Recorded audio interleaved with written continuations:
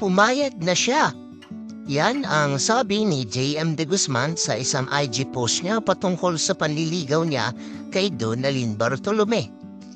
Matagal na daw kasing nililigawan si Donna at tinabot na ng mahigit 1 taon. Tila friends lang daw ang gaya ni offer nito. Matatandaan sa Can't Say No Challenge vlog ni JM, 1 taon na rin ang nakalilipas, ay sinubukan na niyang tanongin si Donalyn kung pwede ba siyang pumayag na i-date. Ngunit, ang sabi niya ay platonic lamang or hanggang friendly date lang muna. Taputin na natin, KM. Kailangan mo akong payagan, i-date ka. The next level play. The next level play. Next time. Sinabi mo talaga yan dito sa vlog. Ha? Can't say no. Harap ng maraming tao? Sa harap talaga ng maraming tao, maliwang putin. Sa vlog pa talaga ginawa na kakaya. Hindi to scripted. I swear to God. Ay, wait lang. Pwedeng friendly, ganon. Friendly lang, ha?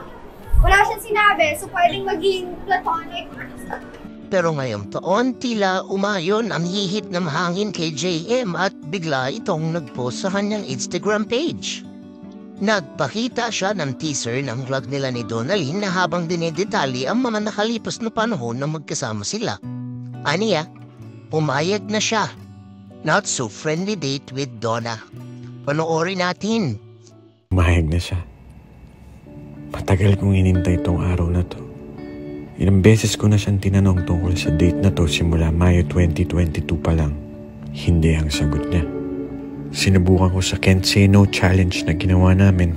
Kailangan mo akong payagan, i-date ka. Next time. Sinabi mo talaga yan dito sa vlog. Can't say no pero nag-no pa rin siya. Kung pagiging kaibigan lang ang kaya niya ibigay sa akin, kontento na ako. Makasama ko lang siya. Ay hindi. Liligawan ko siya. Niligawan ko siya. Dalaw ako ng dalaw baka sakaling dumating yung araw na pumayag na siya. Lumipas ang 1 taon at 2 buwan. Hunyo 2023. Pumayag na siya. It's you.